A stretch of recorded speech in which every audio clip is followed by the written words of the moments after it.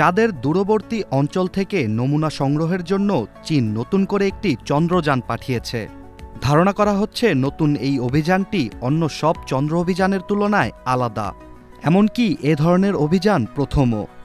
কেননা চীনের পাঠানো চন্দ্রযানটি এবার চাঁদের দূরপ্রান্তে পরীক্ষা নিরীক্ষা চালাবে, যেখানে আগে কখনো পর্যবেক্ষণ করা হয়নি।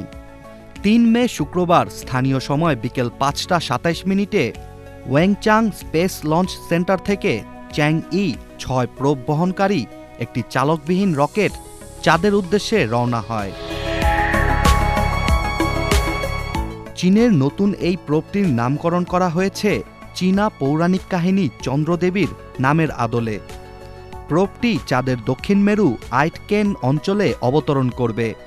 চাঁদের এই অঞ্চলটি ২৫০০ কিলোমিটার প্রশস্ত এবং ৮ কিলোমিটার পর্যন্ত গভীর বলে জানিয়েছে বিবিসি। এছাড়া চায়না ন্যাশনাল স্পেস অ্যাডমিনিস্ট্রেশন জানিয়েছে চাঁদের মাটি ও পাথর সংগ্রহ করতে একটি ড্রিল ও যান্ত্রিক বাহু ব্যবহার করবে প্রোবটি।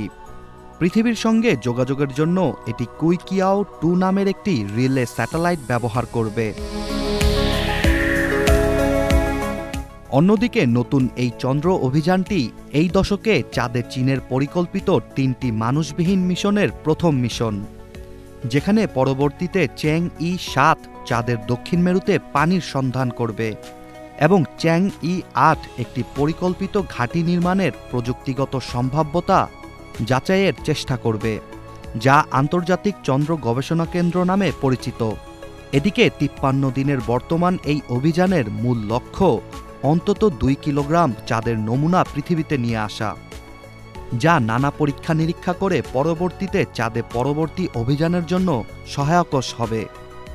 এছাড়া চীনের সহায়তায় পাকিস্তানও তাদের ইতিহাসে প্রথমবারের মতো চাঁদে অভিযানের উদ্দেশ্যে সফলভাবে রকেট উৎক্ষেপণ করেছে।